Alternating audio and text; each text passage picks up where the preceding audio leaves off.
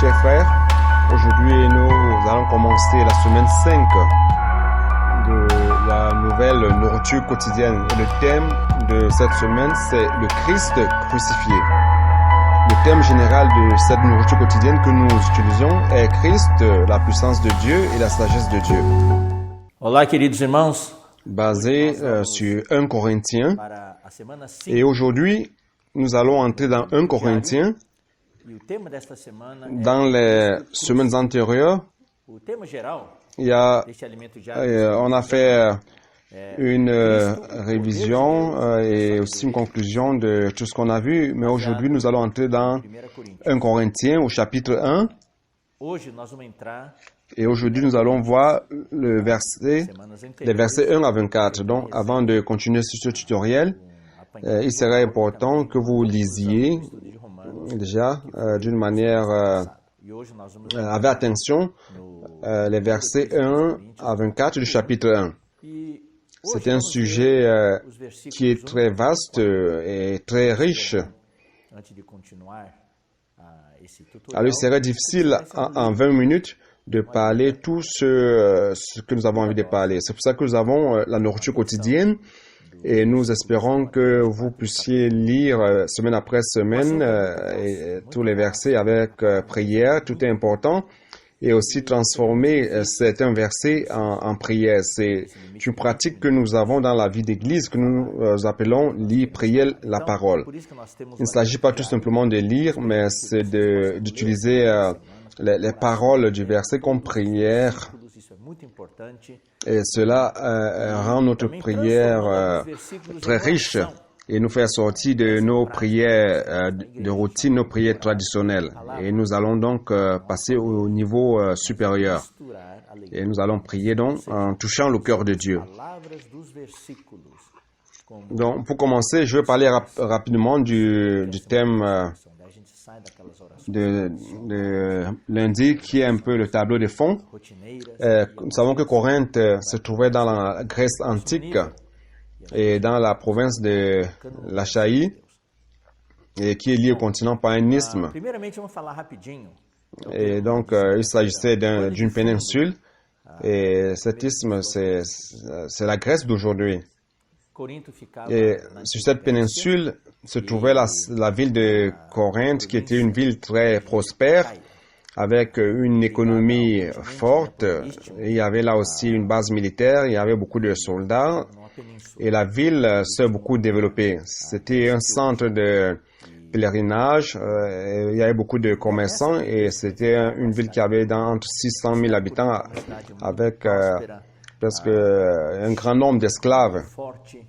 Il y avait une ambiance culturelle, beaucoup de philosophie, et le peuple, la population de cette époque était une population libertine.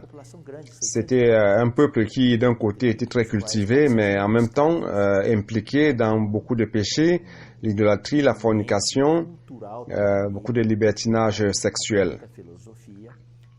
Alors, je résume tout cela afin que nous puissions nous situer et savoir quel est le tableau de fond de l'église à Corinthe. Donc, Paul a passé quelque temps à Athènes, et après Athènes, il est allé à Corinthe où il a prêché l'évangile. Et Paul a fréquenté les lieux publics tant à Athènes qu'à Corinthe. Et ces lieux sont mentionnés dans la Bible, dans Actes et dans 1 Corinthiens aussi. Et à Corinthe, il a prêché l'évangile et il a réussi à gagner un groupe de frères pour établir l'église. Et il est resté là pendant un temps prenant soin de l'église. Et l'église à Corinthe a été engendrée par l'église de Paul. Et je voudrais ici mentionner un verset qui nous encourage beaucoup. Il a subi des oppositions. Il a prêché aux Grecs qui étaient des gentils, des païens. Plusieurs Juifs ont cru à sa prédication et aussi des Grecs. Mais il y a eu une opposition de la part des Juifs. Alors il a continué en évangélisant les Corinthiens. Mais un jour à la nuit, Dieu lui est apparu et lui a dit « N'aie pas peur, au contraire, parle. Ne te tais pas, car je suis avec toi et personne ne te fera de mal. Donc, j'ai beaucoup de peuples dans cette ville, c'est dans Romains. Alors, je voulais utiliser ce verset pour encourager chacun de nous. Comme ici, comme introduction, nous devons prêcher l'évangile. Le monde d'aujourd'hui n'est pas très différent de Corinthe, de l'époque. Beaucoup d'idéologies, de situations de péché, les personnes qui sont impliquées dans beaucoup de diversions. Il y a une grande industrie de distraction et beaucoup de gens s'éloignent de Dieu à chaque fois plus. Nous devons donc prêcher l'évangile. Nous ne devons pas avoir peur et nous ne devons pas nous taire car le Seigneur est avec nous et personne ne nous fera de mal.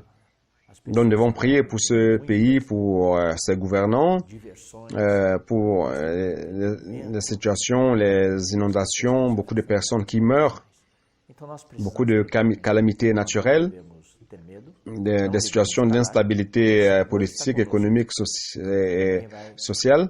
Mais nous ne devons pas avoir peur car Dieu est avec nous et Dieu veut que nous prêchions l'Évangile car il y a beaucoup de peuples dans chaque ville.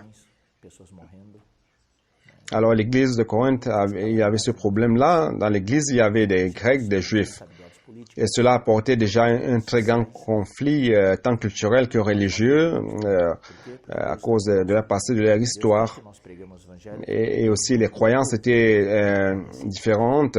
Bien qu'ils se soient convertis au christianisme, chacun avait son passé et chacun apportait ses philosophies, ses pratiques de l'idolâtrie, car l'Église était neuve, était encore nouvelle, et il y avait donc des problèmes de sensualité, de péché dans l'Église. Il y avait aussi des problèmes de litige entre les frères. Les frères qui amenaient les uns les autres au tribunal. Il y avait des cas d'inceste. Et les Corinthiens n'avaient pas une bonne compréhension de la pratique de l'Église. Et ils avaient des doutes sur la table du Seigneur, sur la pratique des dons. Au moment de pratiquer les dons, cette Église-là que nous savons avait beaucoup de dons, beaucoup de ministères.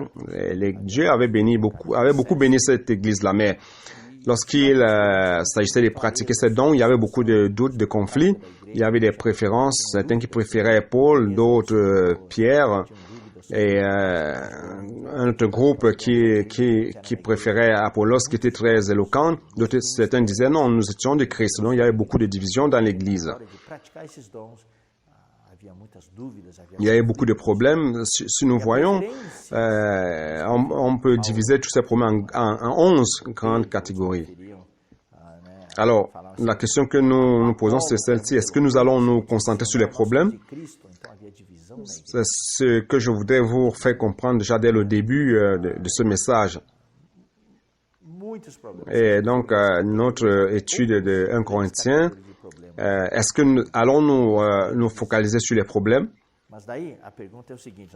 Non, la première action qu'on a tendance à faire, c'est de vouloir éteindre l'incendie. Et c'est la même chose que nous avons aujourd'hui dans les églises. C'est pas différent de l'époque d'avant.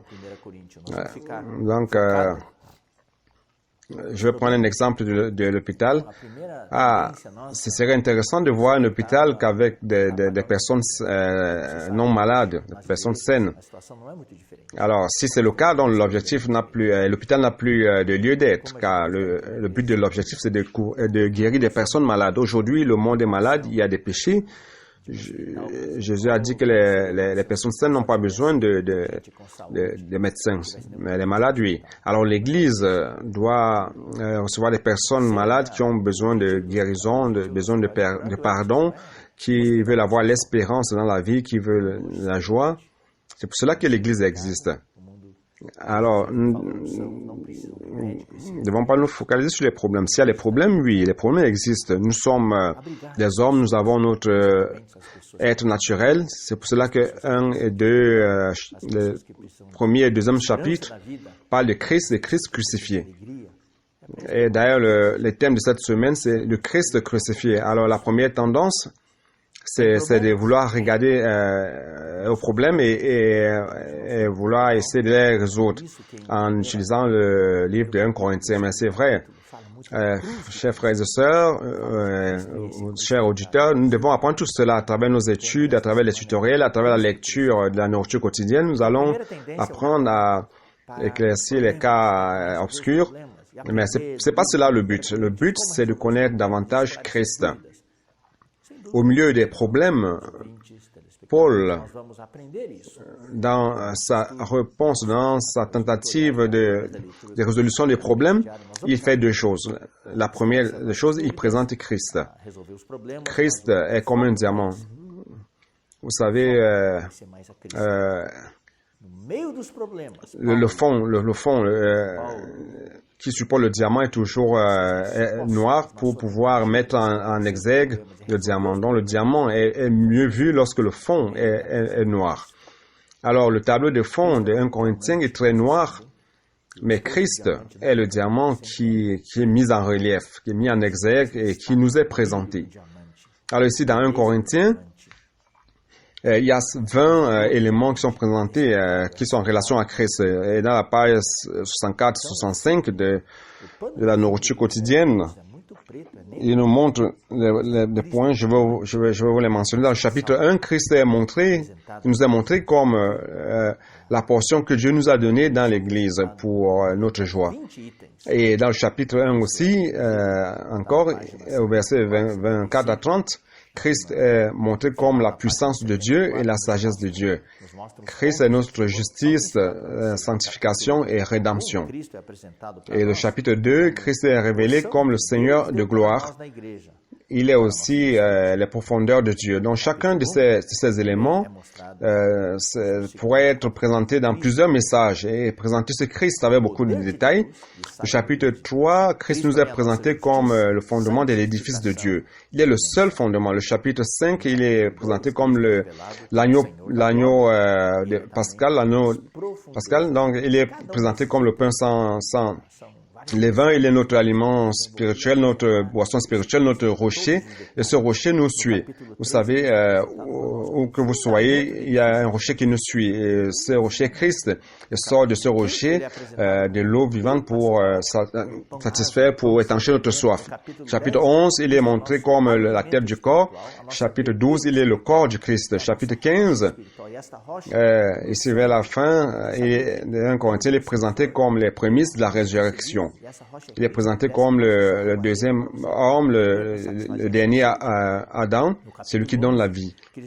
Donc cela c'est très important et impressionnant. Christ est la solution à tous les problèmes. Alors Christ est présenté, pour terminer, Christ et sa croix. Donc nous devons voir la croix, car la croix c'est le centre d'un Corinthien. La résolution de tous les problèmes, c'est la croix. C'est pour cela que Paul dit, je vais vous lire cela dans le chapitre 1, verset 18, et il dit ceci, « Car la parole de la croix est folie pour ceux qui périssent, mais à nous qui obtenons le salut, elle est la puissance de Dieu. » C'est la puissance de Dieu.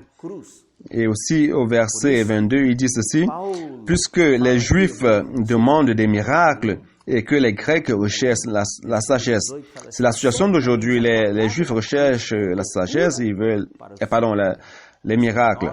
Les Juifs recherchent la miracle. La plupart des chrétiens recherchent des miracles. La plupart des cultes sont focalisés sur les miracles, la possession des démons. Aujourd'hui, le grand objectif de l'évangile de la prospérité, c'est les miracles et la prospérité. Donc les personnes sont focalisé sur ces deux choses, la guérison des problèmes, des maladies physiques et puis la résolution des problèmes financiers. Donc, c'est ça qui est offert aux personnes aujourd'hui. Donc, Dieu nous guérit et puis il nous remplit les poches.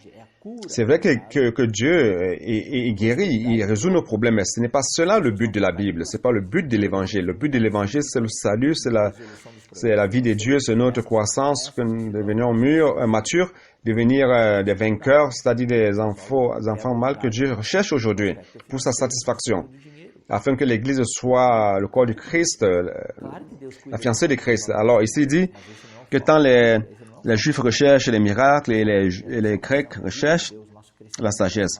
Donc les Grecs, ce sont les élites d'aujourd'hui, les personnes cultivées, les personnes intelligentes qui recherchent des philosophies, des idéologies. des intellectuels, en fait, le monde académique, il y a beaucoup d'idéologies aujourd'hui qui méconduisent les personnes, qui les entraînent dans des chemins erronés. Nous devons faire attention afin que ces choses n'entrent pas dans l'Église pour détruire la base de l'Église. Donc ce sont les signaux des Juifs, les miracles des Juifs et la sagesse des Grecs. Et le verset 23 dit ceci, « Mais nous prêchons Christ crucifié. » Nous ne voulons pas savoir de ces choses. Ces choses existent. Et parfois on peut utiliser certaines de ces choses dans l'Église, dans le cadre de la gestion humaine, financière. Ce sont des choses nécessaires.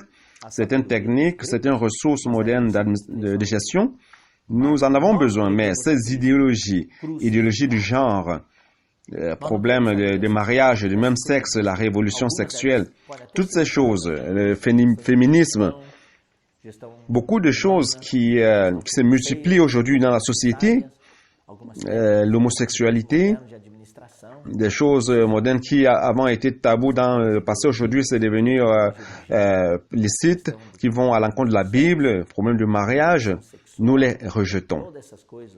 Je voulais vous dire quelque chose, chers frères et sœurs.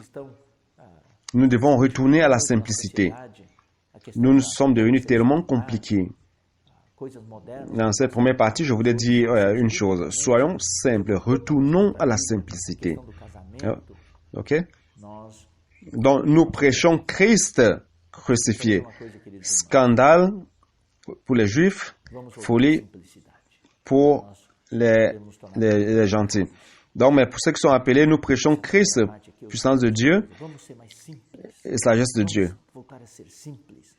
Alors, il dit 1 Corinthiens 2, alors, frère, quand j'irai avec vous, je vous annoncerai l'évangile.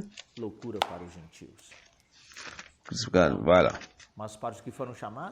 Donc, je n'ai pas jugé de bien savoir quoi que ce soit parmi vous, sinon Jésus-Christ et Jésus-Christ crucifié. Donc, tout ce qu'on a besoin dans l'Église, c'est Christ, Christ et Christ. Il existe beaucoup de techniques modernes. La louange est bonne. Nous devons louer Dieu, nous devons avoir des moments de louange et d'adoration. Et on devrait faire cela avec excellence, mais c'est pas cela le but. Le but, c'est Christ et sa croix. Et la croix de Christ, c'est ce qui tue tous les problèmes. À la croix de Christ se trouve son incarnation, sa vie humaine, sa mort. Et la croix de Christ est où aujourd'hui? C'est dans l'esprit. L'esprit. La Bible dit dans 2 Corinthiens 3, 17 que le Seigneur est l'esprit. Et dans cet esprit, il y a tout ce que Christ est, tout ce que Christ a fait, tout ce que Christ a connu dans son incarnation, sa vie humaine, sa mort, son ensevelissement, sa résurrection, sa glorification. Et dans la croix, lorsque nous invoquons le nom du Seigneur, la croix de Christ tue tous les problèmes. Alors, allons rapidement faire un petit résumé pour attirer votre attention sur des choses qui en valent la peine. Dans le verset 1, à l'introduction, Paul introduit certains concepts. Il dit qu'il a été appelé. Alors, nous avons été appelés. Vous avez été appelés. J'ai été appelé. C'est une question que nous devons poser à ceux que nous voulons aider. Si nous avons été appelés par le Seigneur. Deuxièmement, il dit qu'il a été envoyé. Et nous voyons cela à travers le mot apôtre. Donc, Dieu vous a appelé et il vous envoie. Lorsque vous répondez à l'appel de Dieu, vous êtes envoyé. Et Paul mentionne le nom d'un coopérateur et le frère Sostène. C'est-à-dire que dans l'œuvre du Seigneur, nous ne travaillons pas seuls, nous avons des compagnons. Nous sommes le corps du Christ et nous dépendons les uns des autres. D'un côté, nous avons Christ et d'un autre côté, nous avons les frères avec qui nous travaillons. Et Paul a écrit à qui? À l'Église de Dieu. Donc, c'est juste un résumé. Vous pouvez voir les détails dans la nourriture quotidienne. L'Église est de Dieu, ce n'est pas l'Église des hommes, ni du pasteur tel ou tel, ou de l'évêque tel ou tel, ou de l'apôtre tel ou tel. Non, l'Église est de Dieu. Et l'Église de Dieu qui est à Corinthe, c'est la seule identification de l'Église. Il n'y a pas de nom. mais la ville. Non, nous sommes l'église à Sao Paulo, donc c'est l'église à Sao Paulo. Ceci évite les divisions, des doctrines. La seule chose qui nous unit, c'est cette ville. Donc nous, tous les chrétiens qui habitons dans cette ville, nous sommes l'église de cette ville. Et Christ est l'église, est la tête de l'église. Alors il écrit,